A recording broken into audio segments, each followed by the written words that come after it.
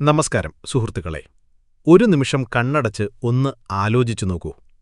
നിങ്ങളുടെ ജീവിതം മാറ്റിമറിക്കാൻ ഒരു അവസരം ലഭിച്ചാൽ, നിങ്ങളുടെ സ്വപ്നങ്ങളെ യാഥാർത്ഥ്യമാക്കാൻ നിങ്ങൾക്ക് ശക്തിയുണ്ടെങ്കിൽ, നിങ്ങൾ ആ അവസരം വെറുതെ കളഞ്ഞുകളയുമോ? അതോ അതിനെ മുറുകെ പിടിച്ച് നിങ്ങളുടെ എല്ലാ ശക്തിയും ആവേശവും നൽകി മുന്നോട്ടു പോകുമോ? ജീവിതം നമുക്ക് ഓരോ ദിവസവും പുതിയ വഴികൾ കാണിച്ചു തരുന്നുണ്ട്. പക്ഷേ അത് തിരിച്ചറിയാൻ എല്ലാവർക്കും സാധിക്കില്ല. ഒരുപാട് പേർ എല്ലാ ദിവസവും ഒരേ കാര്യങ്ങൾ ചെയ്ത് പതിയെ പതിയെ അവരുടെ സ്വപ്നങ്ങളെ മറന്നുപോകുന്നു. എന്നാൽ ചിലരുണ്ട്, ലോകത്തെ തന്നെ മാറ്റിമറിക്കാൻ ആഗ്രഹിക്കുന്നവർ. അവർ ആൾക്കൂട്ടത്തിനൊപ്പം പോകാതെ സ്വന്തം വഴി വെട്ടിത്തെളിയിക്കുന്നു. അങ്ങനെയുള്ളവരാണ് ചരിത്രം സൃഷ്ടിക്കുന്നത്. വിജയമെന്നത് ഒരിക്കലും വെറും ഭാഗ്യത്തിന്റെ കളിയല്ല. അത് നിങ്ങൾ തോൽക്കാൻ തയ്യാറല്ലെന്ന് തീരുമാനിച്ച അനേകം നിമിഷങ്ങളുടെ ഫലമാണ്. നിങ്ങളുടെ ഭയങ്ങളെ നിങ്ങളുടെ തീരുമാനങ്ങളിൽ നിന്ന് അകറ്റി നിർത്തിയ നിമിഷങ്ങൾ. 1000 തവണ ഇല്ല എന്ന് കേട്ടിട്ടും ഒരു അതെ എന്നതിനായി നിങ്ങൾ അന്വേഷണം തുടർന്ന നിമിഷങ്ങൾ. ഒന്നാലോചിച്ചു നോക്കൂ. ഒരു സ്വപ്നമുള്ളൊരു വ്യക്തി, പോക്കറ്റിൽ ആകെയുള്ളത് പ്രതീക്ഷ മാത്രം, മുന്നിൽ വെല്ലുവിളികളുടെ ഒരു വലിയ മല. ആളുകൾ പറയുന്നു, ഇതൊന്നും നടക്കില്ല. പക്ഷെ അയാൾ ചിരിച്ചുകൊണ്ട് പറയുന്നു, നോക്കാം എനിക്കെന്ത് ചെയ്യാൻ പറ്റുമെന്ന്. ഒരു സാധാരണക്കാരനെ അസാധാരണനാക്കുന്നത് ഈ ചിന്താഗതിയാണ്. നമ്മൾ ജീവിക്കുന്നത് കടുത്ത മത്സരമുള്ള ഒരു ലോകത്താണ്. ആളുകൾ നിങ്ങൾക്ക് എന്തു ചെയ്യണം, എന്തു ചെയ്യരുത് എന്ന് പറഞ്ഞുതരും. പക്ഷേ ശരിയായ കളി തുടങ്ങുന്നത് നിങ്ങൾ നിങ്ങളുടെ മനസ്സിന്റെ വാക്ക് കേൾക്കാൻ തുടങ്ങുമ്പോഴാണ്. നിങ്ങളുടെ ഉള്ളിലെ ശബ്ദം തിരിച്ചറിയുമ്പോഴാണ്. ആ ശബ്ദം പറയുന്നു, വലുതായി എന്തെങ്കിലും ചെയ്യൂ.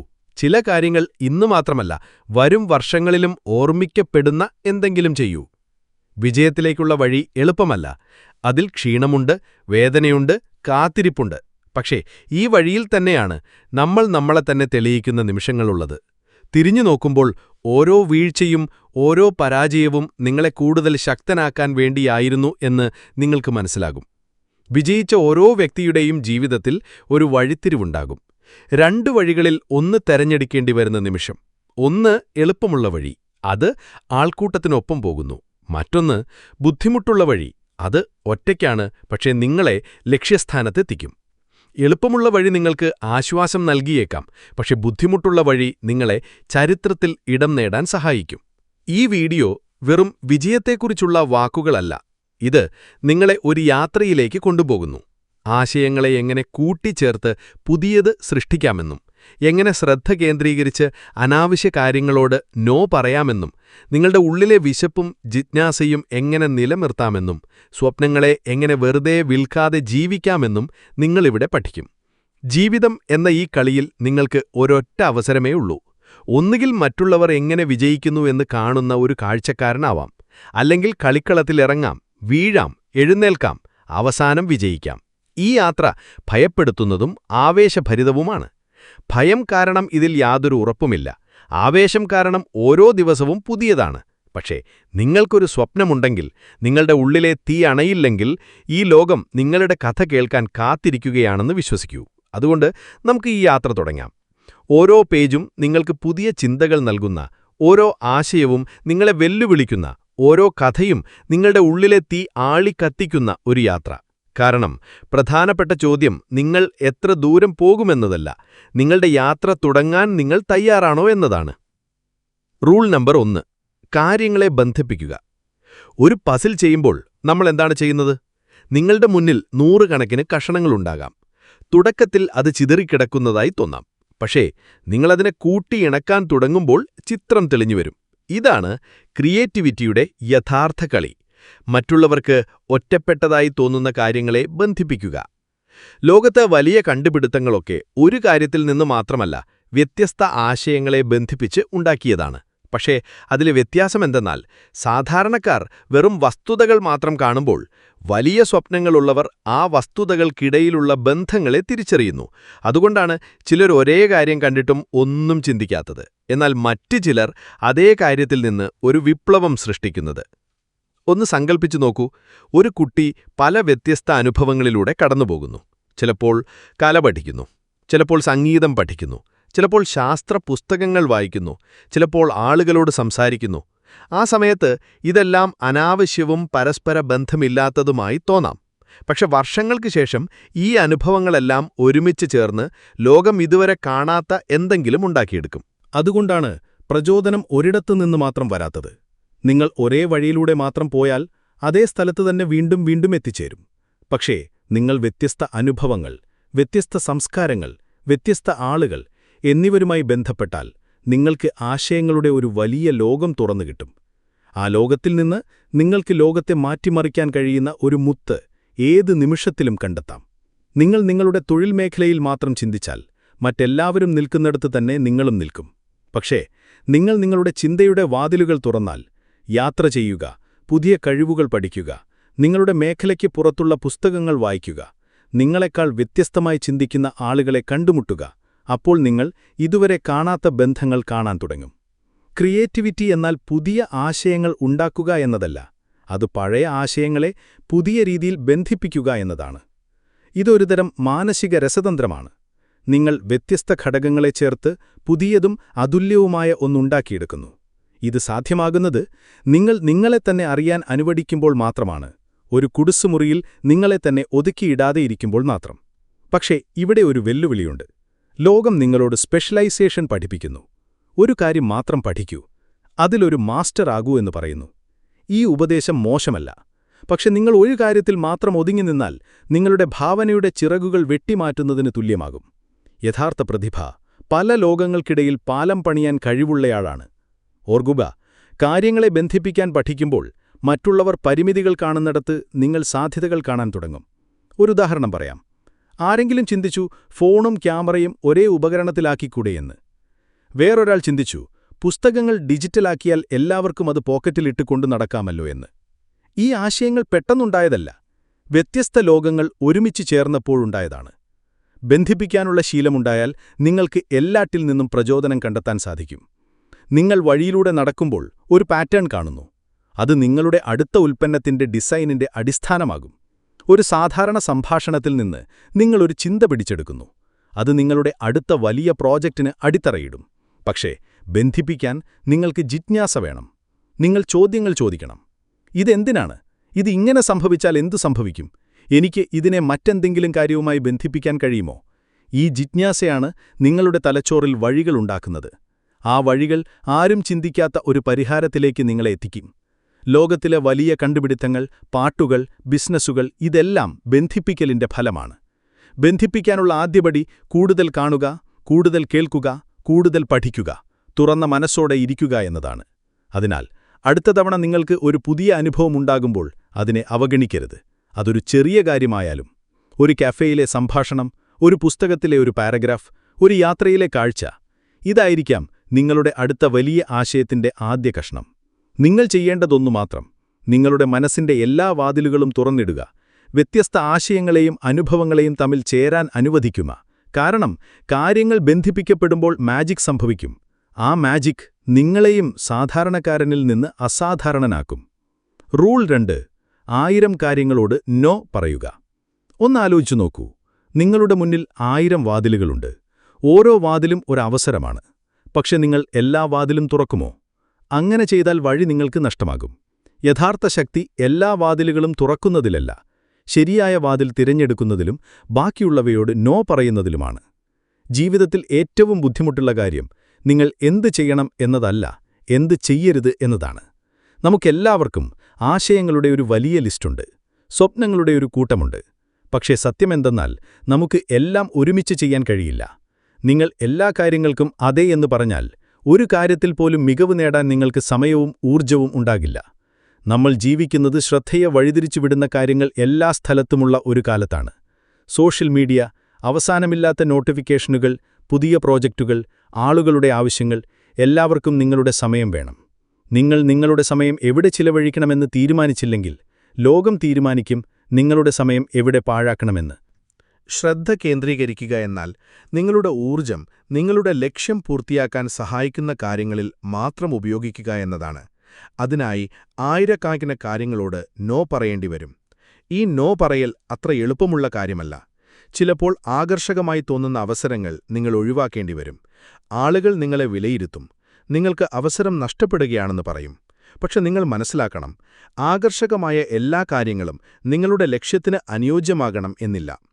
ഒരു ചിത്രകാരൻ എല്ലാ ദിവസവും ഒരു പുതിയ ചിത്രം വരയ്ക്കാൻ തുടങ്ങുന്നു, പക്ഷെ ഒന്നും പൂർത്തിയാക്കുന്നില്ല എന്ന് വിചാരിക്കുക. അയാൾക്കൊരു മാസ്റ്ററാകാൻ കഴിയുമോ? ഇല്ല. അതുപോലെ നിങ്ങൾ എല്ലാ പുതിയ ആശയങ്ങൾക്കും പിന്നാലെ പോയാൽ നിങ്ങളുടെ ലക്ഷ്യത്തിൽ നിന്ന് നിങ്ങൾ അകന്നുപോകും.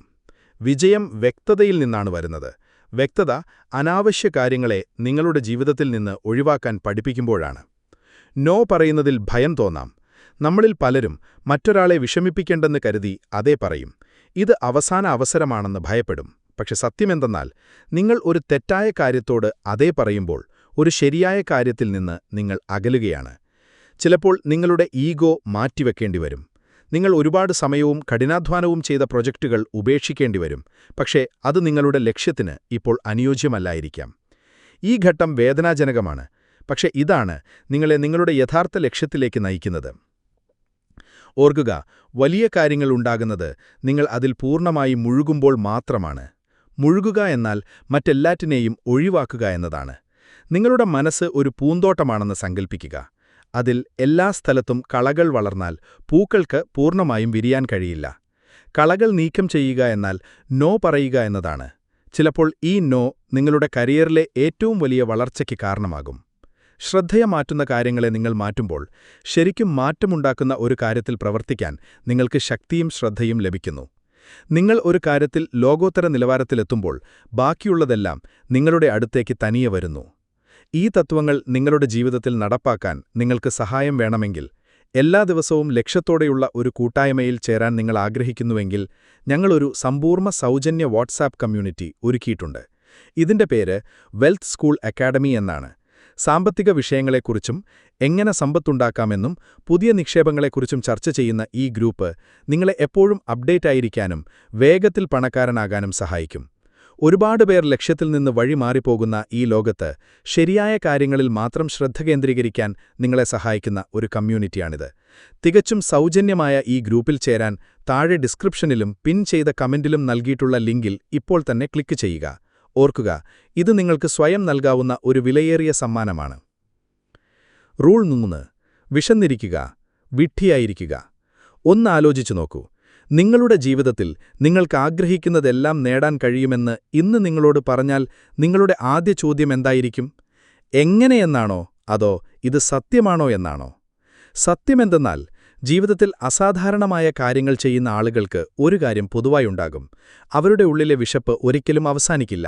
വിശന്നിരിക്കുക എന്നാൽ എപ്പോഴും പഠിക്കാനും മുന്നോട്ടു പോകാനും സ്വയം മെച്ചപ്പെടുത്താനുമുള്ള ആഗ്രഹമുണ്ടായിരിക്കുക എന്നാണ്.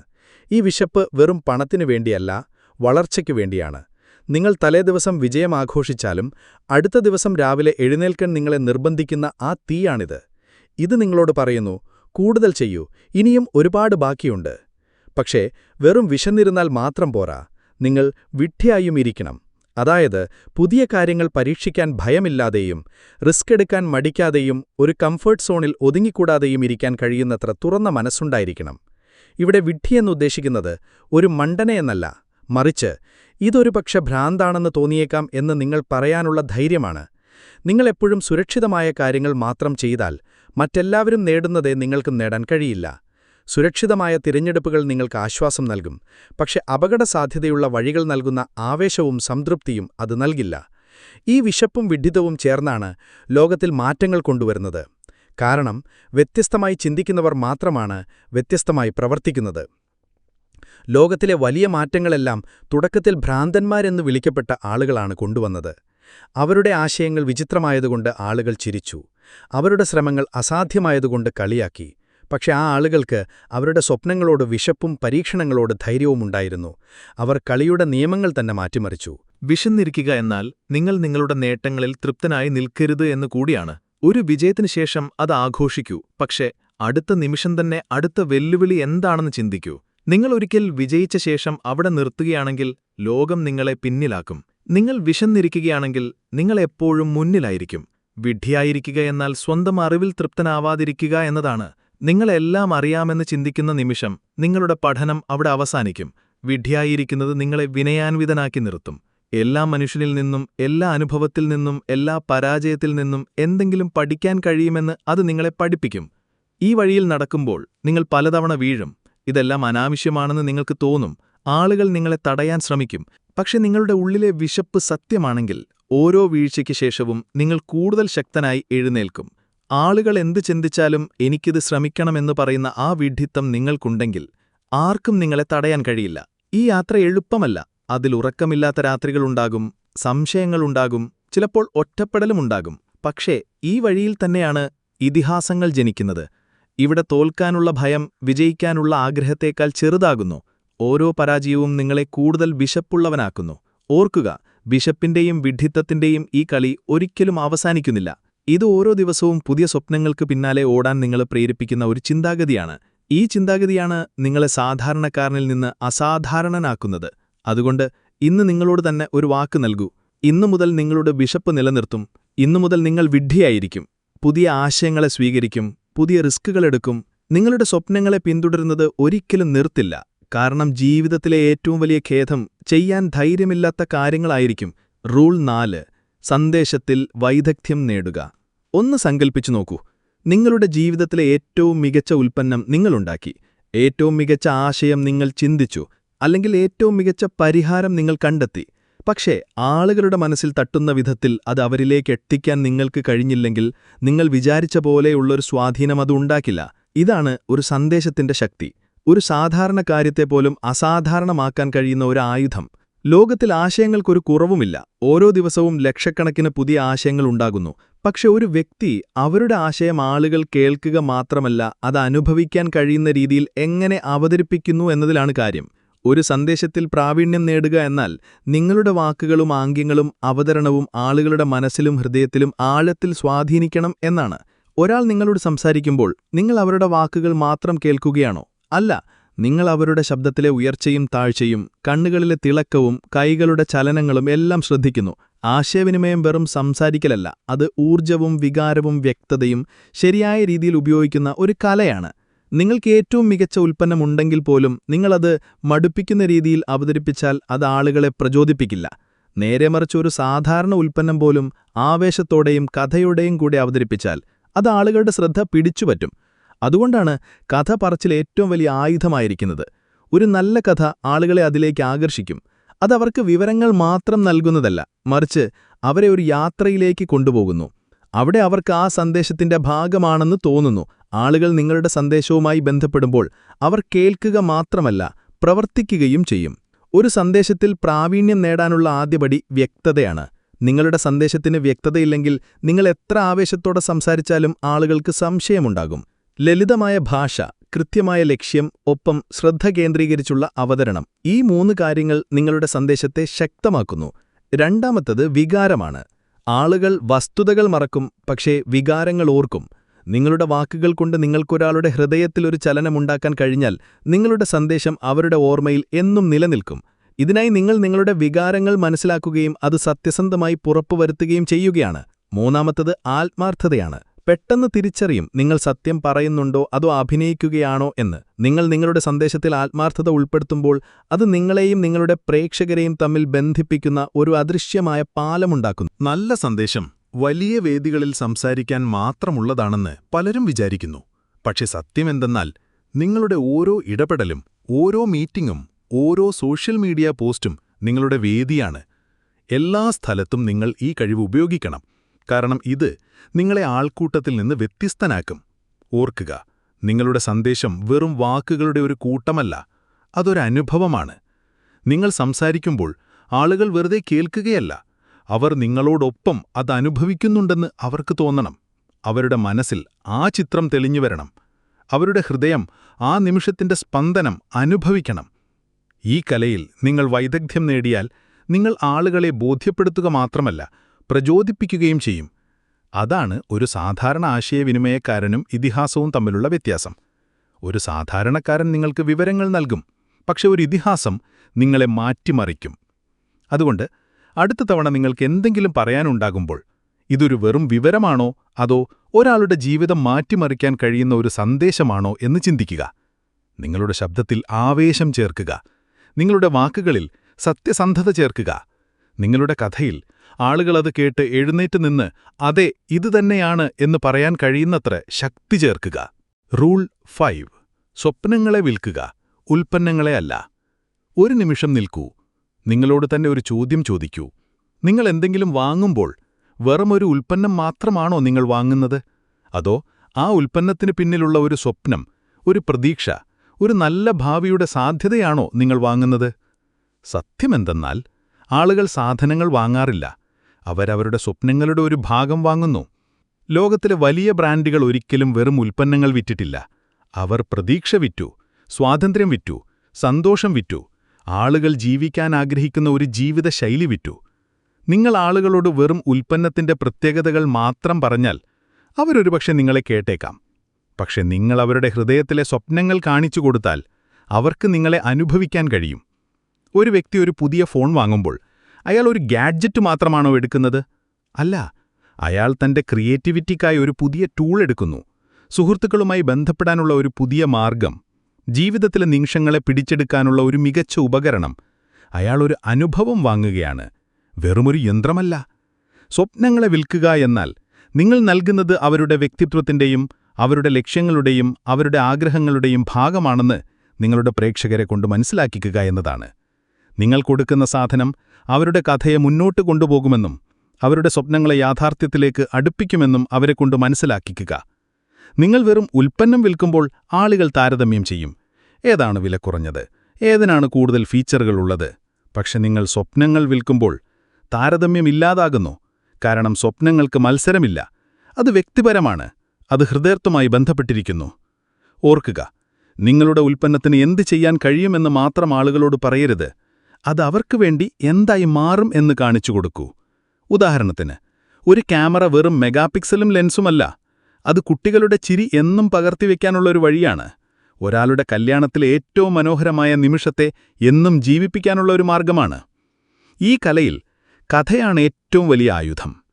ആളുകൾക്ക് മുന്നിൽ അവർക്ക് അവരെ തന്നെ കാണാൻ കഴിയുന്ന ഒരു കഥ നിങ്ങൾ പറയുമ്പോൾ അവർ തനിയെ അതിനോട് ബന്ധപ്പെടും. അവർക്കിത് വെറും ഉൽപ്പന്നമല്ല, മറിച്ച് അവരുടെ സ്വപ്നങ്ങളുടെ കൂട്ടുകാരനാണെന്ന് തോന്നും.